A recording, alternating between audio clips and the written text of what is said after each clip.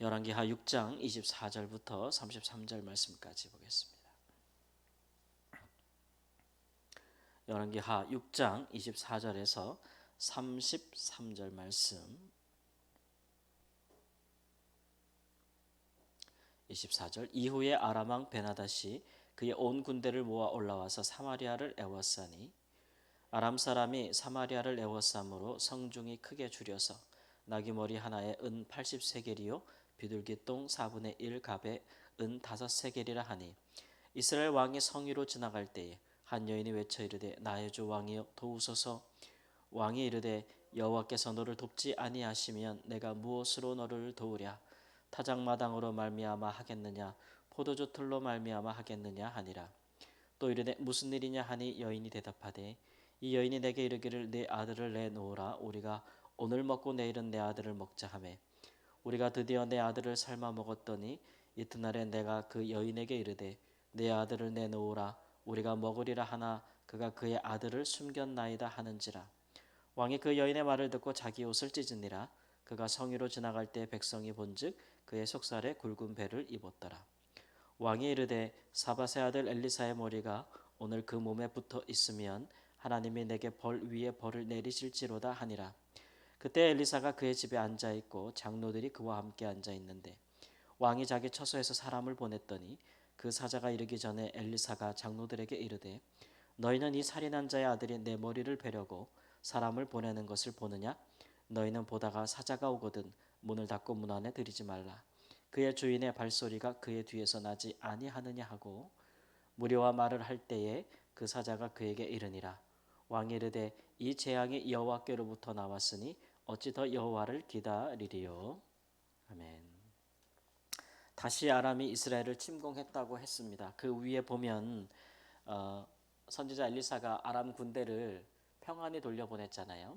그 한참 이후에 어느 정도 긴 시간이 지난 후에 아람이 다시 이스라엘을 공격했다라고 했습니다.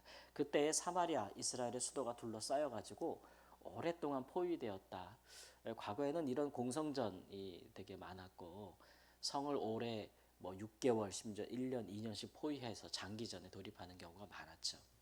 그렇게 되면 성 안팎으로 서로 사람이 왔다 갔다 하거나 공급이나 보급이나 식량을 왔다 갔다 하는 부분들을 다 차단하기 때문에 성 안의 사람들이 얼마나 버틸 수 있을지 알 수가 없는 일들이 많지 않았습니까?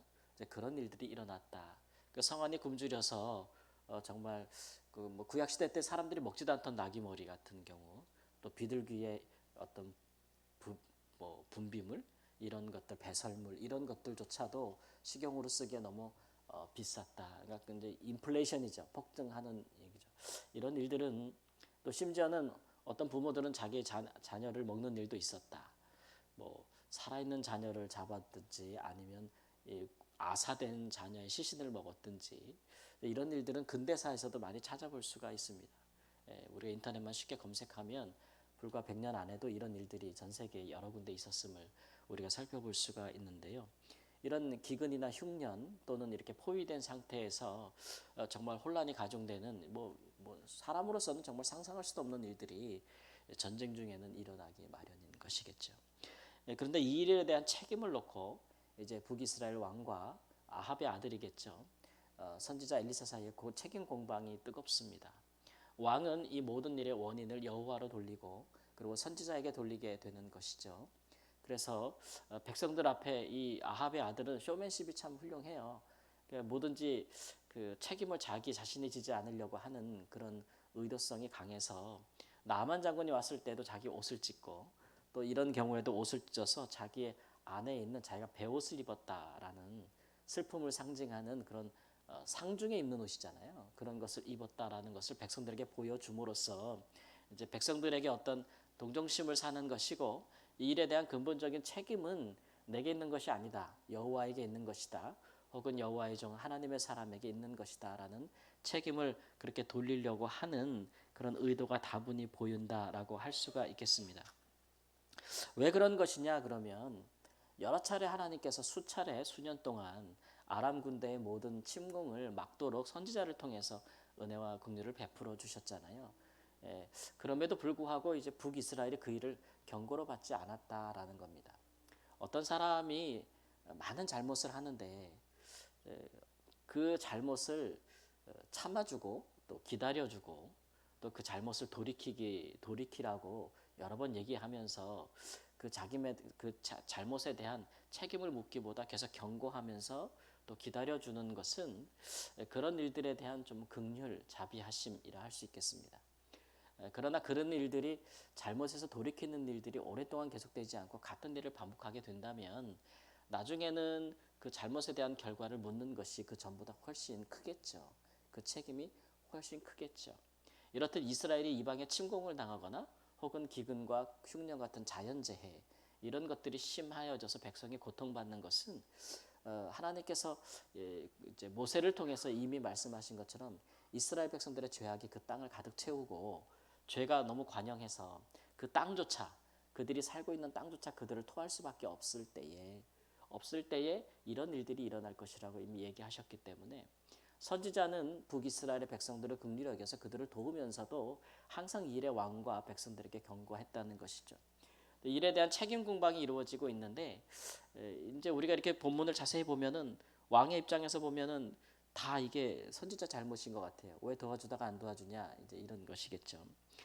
그런데 가만히 보면은 백성들의 장로들이 선지자와 함께 있었다 이렇게 얘기했어요. 백성들을 대표하는 대표자들이 왕과 함께 있지 아니하고 선지자들과 함께 있었다는 것은 이미 백성들의 마음이 다 왕의 마음처럼 하나님을 향해 있거나 선지자를 향한 원망이나 비난이 아니고 이미 통치자로서 왕이 백성들의 신뢰를 잃어버렸다는 것을 의미하고 있는 것이죠. 오늘 선지자도 왕을 가리켜서 이 살인한 자의 자식이라고 이야기하고 있어요. 그러니까 그의 아비를 아합으로 본다면 그 아합은 자기가 원하는 것을 갖기 위해서 국민들의 재산을 갈취해 원하는 것 포도밭 뭐 이런 거 보면 나봇의 포도내 보듯이 자기가 원하는 것이 있다면 그 백성을 함부로 모의하고 위증해서 죽여서라도 자기가 원하는 것을 빼앗는 그런 포악한 왕이었잖아요. 뿐만 아니라 자신뿐만 아니라 모든 이스라엘 백성들이 하나님을 다 버리고 이스라엘 백성 이스라엘이라는 나라의 근간이 되는 법 자체를 율법이잖아요. 그것 자체를 부정하고 그래서 이스라엘 백성들이 살아왔던 하나님의 법을 지키는 그 자체 우리나라로 말하면 헌법을 부정하거나 이런 거가 똑같은 거예요. 다 부정하게 하고 그렇게 나라의 정체성을 흔들어 놓고 이런 사람들이 공포와 포악 정치를 행하는 사람들이 이런 시기에 자기는 책임을 지지 않고 그것을 자기가 믿지도 않고 섬기지도 않는 하나님 탓으로 돌리고 선지자의 탓으로 돌리는 것은 장로들조차도 동의할 수 없는 백성들조차도 동의할 수 없는 그런 행위라는 것을 오늘 말씀에 보여주고 있습니다. 그래서 이런 일들에 보면 민심이 천심이잖아요. 그죠? 백성들조차 왕을 인정하지 않는데 그가 그것을 다른 탓을 하고 자기가 무책임하게 한들 그것에 대한 공감을 얻기가 어렵다라는 것. 이 재앙이 여호와께로부터 나왔으니 어찌 더 여호와를 기다리리요. 이런 말, 이 왕의 심정을 대표하는 말인데 그가 진실로 이 재앙이 하나님께로부터 온 것이다. 하나님이 우리에게 허락한 것이 아니냐라고 했더라면 오히려 그런 마음이 그 생각이 진실이었다면 그러면 우리가 무엇을 하나님 앞에 범죄했을까?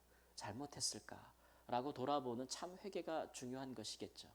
참된 회개는 옷을 찢는 것이 아니라 마음을 찢는 것이라고 요엘 선지자가 요엘서 2장의 22절에도 말씀하고 있는데 이렇게 왕이 자기에 대한 그 나라에 대한 백성에 대한 책임을 방기하고 백성들 앞에 보여주기식의 쇼맨십을 하면서 그렇게 자기의 지위를 유지하려고 하는 그런 어리석은 자 이런 정권은 오래 가기가 어렵죠. 그래서 우리가 이제 보게 되겠지만 이 아합 가문의 이 왕권은 이제 금세 무너지는 것을 볼 수가 있어요.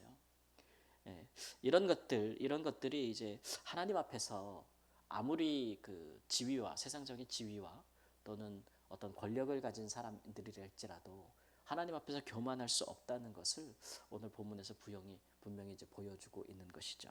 참된 리더는 자기가 지금 자기 공동체가 당한 일들에 대한 무한 책임을 지게 돼 있습니다. 그것에 대해서 내 책임은 아니야, 내 잘못은 아니야 라고 하면서 그 모든 책임을 다른 데로 돌릴 수가 없는 것이죠. 그 공동체의 현재적 상황과 그 미래적 상황은 그 공동체를 권한을 위임받은 리더에게 가장 큰 그런 책임이 있다는 것.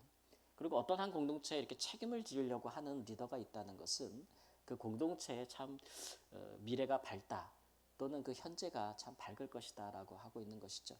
결국 이 일에 대한 해결책도 우리가 7장에 보면 선지자로부터 나오는 것을 볼 수가 있어요. 그래서 선지자로 말미암아 이 모든 재앙이 하루 아침에 물러가게 되는, 떠나가게 되는, 해결되는 그런 일들을 우리에게 보여주고 있는 것인데, 참 이걸 보면서 왕이 참 어리석다라는 것을 우리가 볼 수 있습니다. 우리는 기도할 때마다 우리가 속한 공동체에 이런 무지하고 무책임한 리더들, 또 도덕적이지 못하고 윤리적이지 못한 리더들이 우리 위에 서지 않도록 항상 기도할 필요가 있어요. 예. 우리가 뭐 한 가정의 이제 그런 보호자와 또 책임자로서 부모된 역할로서 그런 것들뿐만 아니라 한 사회, 교회, 또 단체들, 또 여러 기관들, 또 국가, 이 모든 기관에 참으로 무책임하고 부도덕한 리더들이 자리를 잡는다면 그 공동체의 현재 미래 운명이 어떻게 되겠어요? 그런 일들에 대해서 항상 믿는 사람들이 경계심을 가져야 될 것이다 라는 것들을 오늘 말씀에서도 우리가 한번 살펴볼 수 있는 내용입니다. 하나님의 사람들은 그러나 이제 잘못된 리더가 세워서 한 시대를 풍미하고 한 시대를 고난과 고통에 빠지고 재앙에 빠지게 한다 할지라도, 하나님의 사람들은 그저 절망만 할 것이 아니라 이렇게 선지자와 같이, 장로들과 같이 또 다른 회복을 모의할 수 있고 논의할 수 있는, 또 새로운 희망을 발견할 수 있는, 줄 수 있는 그런 새로운 할 수 있는 그런 지혜와 능력을 가진 사람들이 바로 하나님의 사람들이다라는 것을 볼 수가 있겠죠. 이런 일들이 이제 하나님의 사람들이 하나님의 나라를 세상에서 이루면서 하는 일들이다라는 것들을 우리가 생각하고, 우리가 사는 세상이 풍요로울 때에도 혹은 곤란 중에 재앙 가운데 있을 때라도 하나님의 사람들은 하나님의 역할을 할 수 있는, 하나님이 하시는 일을 대신할 수 있는 그런 귀한 은혜가 있기를 우리 주 예수님의 이름으로 축원합니다. 아멘. 주님, 주께서 우리를 빛과 소금이라고, 세상의 빛과 소금이라고 말씀하신 것이 무슨 의미인지 오늘 말씀을 통해서 봅니다. 세상이 죄악으로 관영하여 하나님 죄악 가운데 그 죄로 말미암아 큰 재난과 재앙 가운데 있을 때에도 하나님의 사람들은 하나님 거룩함을 지키면서 그 시대를 극복할 수 있는, 하나님 앞에서 새로운 빛을 발할 수 있는 그런 희망과 소망을 전할 수 있는 그 삶을 개혁하고 바꿀 수 있는 사람들이 하나님의 사람들입니다. 주여, 우리 시대가 죄악으로 말미암아 큰 재앙에 빠지지 아니하도록 믿는 사람들이 그 자리에서 하나님 역할을 다 할 수 있게 하시고, 우리 위에 선하고 공의롭고 정직한 리더들이 세워질 수 있도록 하나님 돕는 은혜를 주께서 허락하여 주시기를 주님 앞에 기도합니다. 그러므로 많은 백성들이 죄악과 또 상상치도 못할 범죄와 하나님 그런 추악한 죄에 자신을 내다 파는 어리석은 시대가 되지 아니하게 하시고, 곳곳에 있는 하나님의 사람들이 정직함과 진실함과 거룩함으로 무장하고 온전한 삶의 모범을 보임으로써 우리 사회의 죄가 떠나갈 수 있는 하나님의 은혜 시대가 이룰 수 있는 큰 은혜가 있도록, 큰 하나님 그런 복된 시대가 될 수 있도록 다시 한번 우리가 은혜를 베풀어 주시기를 원합니다. 언제든지 위기와 재앙이 닥칠 수밖에 없는 그런 시대에 우리가 살고 있지만, 그러나 이 모든 것이 주의 손에 있사오니 하나님 앞에서 재앙이 아니라 은혜와 긍휼을 얻는 시대가 될 수 있도록 주여 저희를 도와주시옵소서. 존귀하신 예수님의 이름으로 기도합니다. 아멘.